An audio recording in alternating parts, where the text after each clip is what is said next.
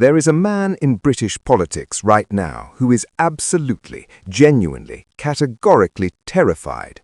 And that man is sitting in number 10 Downing Street trying to keep his composure while Nigel Farage systematically dismantles not just his government but the entire two-party political establishment that has dominated British politics for over a century.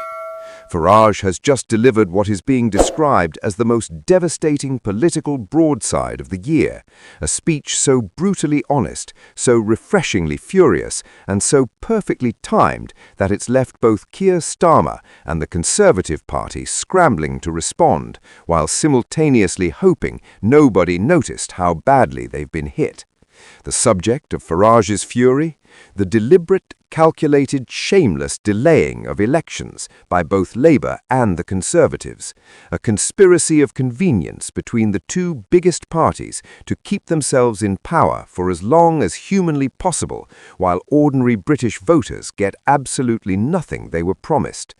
This is not a minor political disagreement.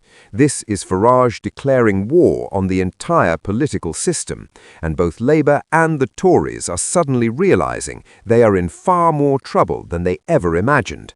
If you have not already subscribed to British Mirror, you need to do it right now and hit that notification bell immediately, because Nigel Farage just lit a political bomb under the entire Westminster establishment, and we are about to break down exactly why this moment could reshape British politics forever.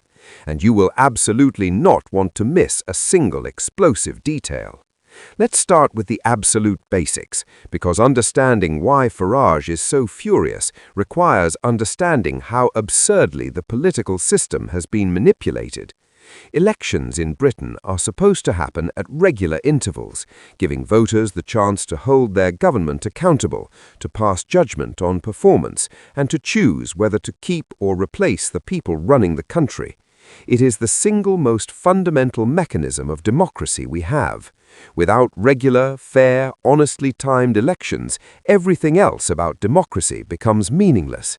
You can have the finest parliament in the world, the most eloquent politicians, the most sophisticated policy debates, but if the timing of when voters actually get their say is being manipulated by the very people who benefit from controlling that timing, the whole thing is rigged from the start. The Fixed-Term Parliaments Act was supposed to stop exactly this kind of manipulation. It was introduced after decades of prime ministers choosing election dates based purely on what was politically convenient for them, timing general elections to coincide with good economic news, avoiding elections during crises they had created, essentially picking the moment most likely to result in their own victory rather than the moment that was fairest to voters. The act was meant to lock elections into a predictable 5-year cycle, removing the ability of governments to game the system. Except, of course, it was repealed, and we went back to the old system where the Prime Minister essentially decides when to call an election within a 5-year window. Democracy restored? Absolutely not. Democracy undermined? Spectacularly, yes. Farage's speech tore into this arrangement with surgical precision and genuine fury. He pointed out with devastating clarity that both Labour and the Conservatives have consistently used election timing as a political weapon rather than respecting democratic norms. When the polls looked good, elections were called quickly. When the polls looked bad, every possible excuse was found to delay. He cited specific examples of both parties manipulating timing, showed the pattern of delay and convenience that has become standard Westminster practice, and then asked the question that neither major party can answer honestly. If you truly respect democracy, why do you keep finding ways to delay giving voters their say? The hypocrisy angle is absolutely gorgeous here, because Labour in particular has spent years criticising Conservative governments for various forms of democratic manipulation. They attacked Boris Johnson for the prorogation scandal. They attacked Theresa May for delaying meaningful votes on Brexit.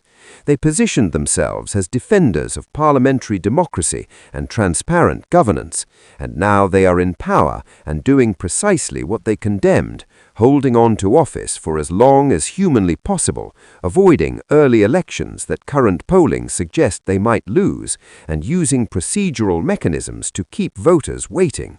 The cognitive dissonance is so extreme it could power a small town. Farage's argument goes deeper than just election timing, though, and this is where it gets genuinely revolutionary. He is essentially arguing that both Labour and the Conservatives have formed an unofficial alliance of self-preservation, an unspoken agreement that regardless of which party is in power, the system itself should be protected, the status quo maintained, and genuine challengers kept at bay. Reform UK, his party, represents the most significant threat to this arrangement in decades, offering voters a genuine alternative to the Labour-Conservative duopoly that has dominated British politics since the Second World War. And both establishment parties, according to Farage, are cooperating to prevent reform from gaining the traction it deserves. The evidence for this argument is stronger than you might expect. Look at how electoral districts are drawn, how campaign rules are structured, how media access is allocated, how party funding mechanisms work. Every single one of these systems was designed by and benefits Labour and the Conservatives. Reform UK and other smaller parties face structural disadvantages that make it extraordinarily difficult to break through, regardless of how popular their message actually is. Farage is not just complaining about one unfair election timing decision. He is exposing an entire system rigged in favor of the two parties who have the most power to rig it. The impact of this speech on public opinion has been remarkable. Social media engagement has been extraordinary, with millions of views, shares, and comments across every platform. The sentiment is overwhelmingly positive, with voters from across the political spectrum expressing agreement with Farage's central argument that both major parties have been gaming the system. Even people who disagree with reform's policies are grudgingly acknowledging that Farage has identified a genuine democratic problem that neither Labour nor the Conservatives want to address. What is particularly clever about Farage's approach is that he is not just attacking Labour, he is attacking both major parties simultaneously, which makes it impossible for either of them to dismiss him as a simple partisan opponent. This is not a Conservative attacking Labour or vice versa. This is a third force, a genuine outsider, pointing out that the entire system has been corrupted by the two parties that benefit from that corruption. It is the kind of argument that cuts across traditional political divisions and resonates with anyone who has ever felt that Westminster politicians are all the same and all serving their own interests rather than the public's. The Conservative Party's response has been predictably awkward. They are trying to position themselves as different from Labour on election timing, while simultaneously hoping voters forget all the times they manipulated timing themselves. Senior figures in the Conservative Party have been attempting to agree with Farage's criticism of Labour, while deflecting any similar criticism directed at their own party. It's like a bank robber criticizing another bank robber for stealing, while pretending he has never touched anyone else's money. The transparency of the hypocrisy is almost impressive. Labour's response has been even more embarrassing. Official statements from Number 10 have attempted to frame the election timing issue as a matter of responsible governance, arguing that calling elections at appropriate moments is standard democratic practice and that Reform UK is simply trying to cause chaos. Starmer himself has tried to maintain his usual measured composure, but the strain is visible. Being accused of delaying elections while simultaneously claiming to be a champion of democratic values creates a contradiction that no amount of smooth talking can resolve. The broader implications for British democracy are genuinely significant. If both major parties are willing to manipulate election timing for partisan advantage, and if the electoral system itself is structured to benefit them, then the fundamental promise of democracy, that governments derive their legitimacy from the consent of the governed expressed through regular elections, is being systematically undermined. Farage is essentially arguing that Britain does not currently function as a proper democracy in this specific respect, and it would be very difficult to prove him wrong. The polling implications are devastating for both Labour and the Conservatives.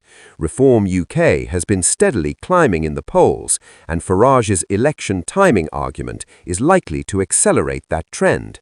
Every voter who feels that the system has been rigged against them, that their vote doesn't really matter because the outcome is predetermined, that the two major parties are just as self-serving as each other, becomes a potential reform voter, and there are millions of those people across Britain right now, deeply